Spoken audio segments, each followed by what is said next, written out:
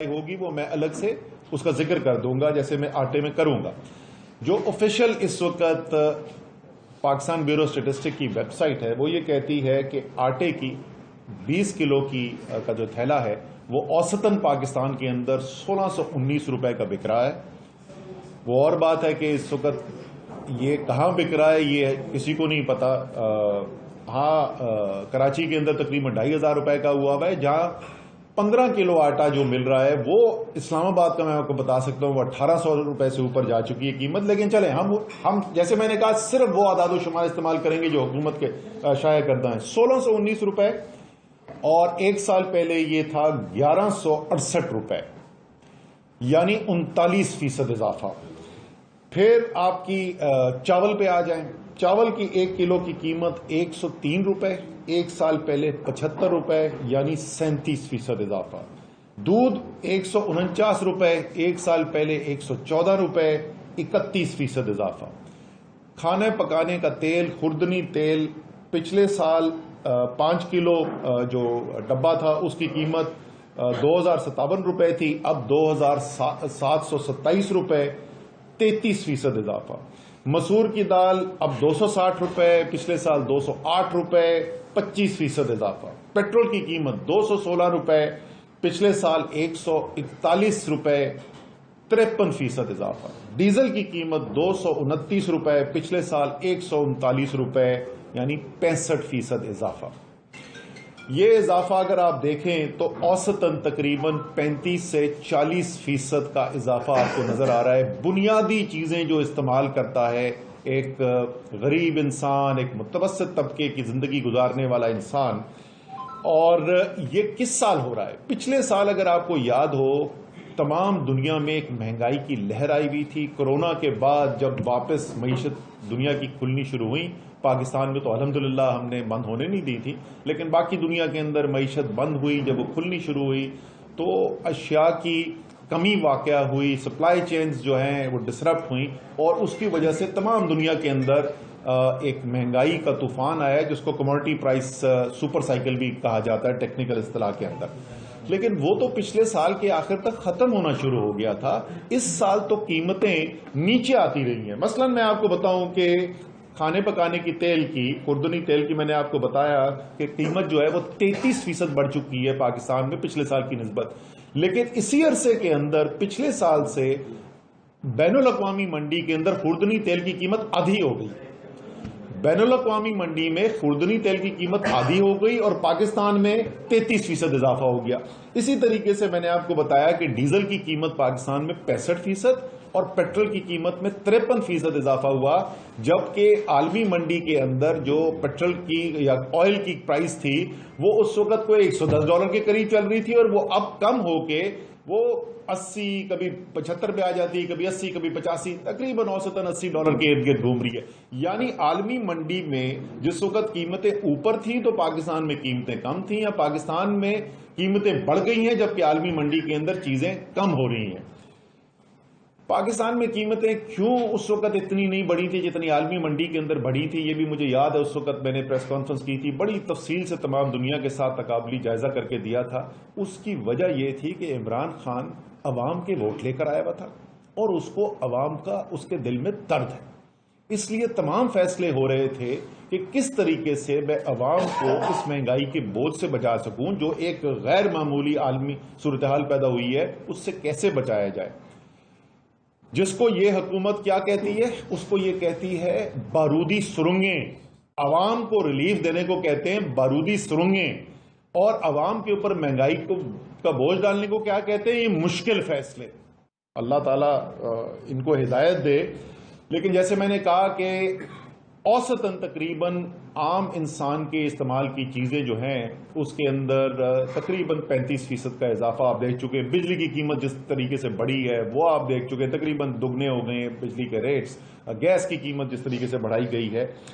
آمدنی کے ساتھ کیا ہوا ہے؟ آمدنی اسی پاکستان بیورو اسٹیٹسٹکس کی اعداد و شمار کے مطابق آپ کا ایک پینٹر ہے، ایک دہاڑی دار مزدور ہے، ان لوگوں کی آمدنی میں پچھلے ایک سال کے اندر کتنا اضافہ ہوا ہے؟ 9 سے 11%، 12% کے درمیان، یعنی 10-11% کا اضافہ ہوا ہے اس کی آمدنی میں۔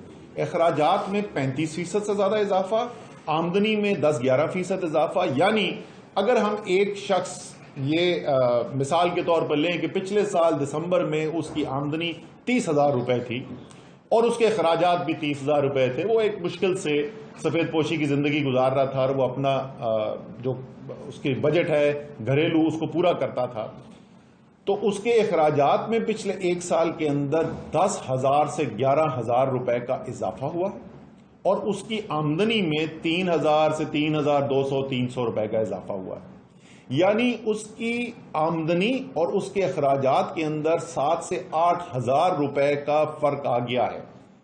اب یہ مجھے شہباز شریف بتائیں کہ یہ فرق کو کہاں سے پورا کرے گا؟ شہباز شریف صاحب، آپ نے تو وعدہ کیا تھا کہ میں اپنے کپڑے بیچ کر عوام کے اوپر بوجھ کم کروں گا. ارب پتی نہیں، آپ تو مہا ارب پتی ہیں. 16 ارب روپے کی تو ٹیٹیز آتی ہیں آپ کے اکاؤنٹ کے اندر، تو کپڑے بھی بہت سارے ہوں گے آپ کے. ذرا قوم کو یہ بتانا پسند کریں گے کہ آپ نے کتنے کپڑے بیچے، اس میں سے کتنا پیسہ آپ نے جمع کیا اور وہ عوام کی ریلیف کے لیے کہاں پر خرچ ہوا؟ پھر ایک دن تقریر میں انہوں نے کہا میں ساری رات جاگوں گا. میاں صاحب، اگر آپ کی ساری رات جاگنے کا یہ انجام جو ہے عوام کو دیکھنا پڑ رہا ہے، تو میرے خیال میں تمام پاکستان کی عوام کی طرف سے اپیل کرتا ہوں کہ خدا کا واسطہ رات کو سو جایا کریں. کم سے کم آپ کو دن میں صرف 16 گھنٹے ملیں گے تباہی کرنے کے لیے، بجائے کہ جو 24 گھنٹے آپ تباہی کر رہے ہیں.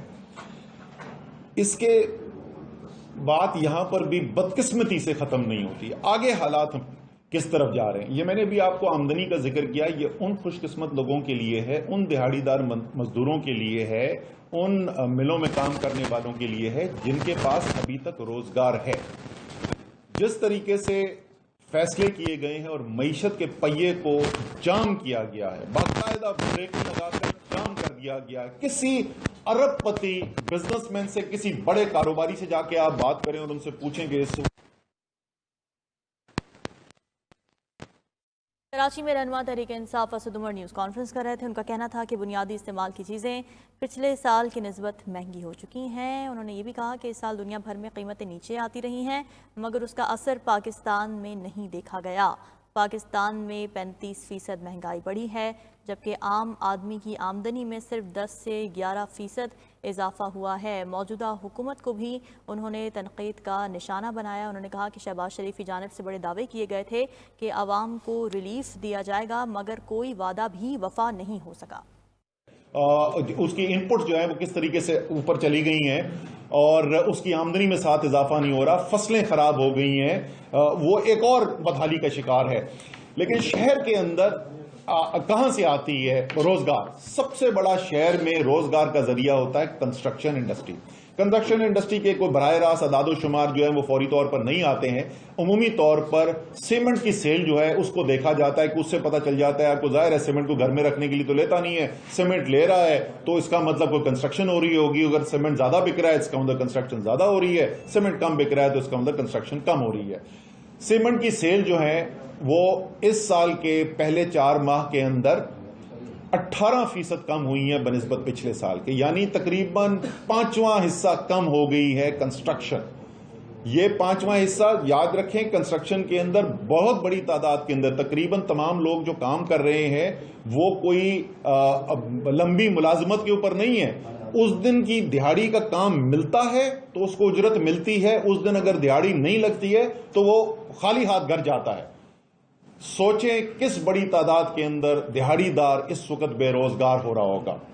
اسی طریقے سے صنعت ہے، صنعت میں سب سے بڑا شعبہ جو ہے وہ ٹیکسٹائل ہے. ٹیکسٹائل کی کہانی میں آپ کو بتا چکا ہوں کہ خود ٹیکسٹائل انڈسٹری کا اپنا تخمینہ یہ ہے کہ 18% جو ہے 15 لاکھ روزگار جو ہے وہ زائل ہو چکا ہے، یعنی 15 لاکھ لوگ بے روزگار ہو چکے ہیں.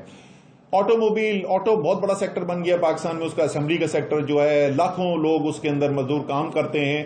31% سیل کم ہوئی ہوئی. اور آج کل آپ دیکھتے ہوں گے اخباروں کے اندر ہر چند دن کے بعد کسی کمپنی کی اناؤنسمنٹ آتی ہے کہ جو انہوں نے اپنی پروڈکشن جو ہے وہ بند کر دی ہے. یعنی پاکستان کی تاریخ کی سب سے زیادہ مہنگائی اور اس مہنگائی کے اوپر ایک خطرناک بے روزگاری کی لہر. یہ وہ وجوہ ہے کیونکہ تحریک انصاف بند کمروں کی سیاست میں یقین نہیں رکھتی. کسی رجیم چینج آپریشن کی سازش کا حصہ نہیں ہے. عوام کے ووٹ کے اوپر اپنی سیاست کرتی ہے. اللہ تعالیٰ پر یقین ہے, مدد اللہ سے مانگتے ہیں, لیکن انحصار زمین پر صرف عوام کے ووٹ پہ ہے. اس لیے یہ لازم ہے تحریک انصاف کے لیے کہ عوام کے اس مشکل وقت میں عوام کی آواز بنے, عوام کے ساتھ کھڑے ہوں. تمام تنظیموں کو ہدایات جاری کر دی گئی ہیں. میں نے سب سے شیڈیول منگوا لیے تھے. تمام پاکستان کے اندر یہ ریلیز شروع ہو جائیں گی.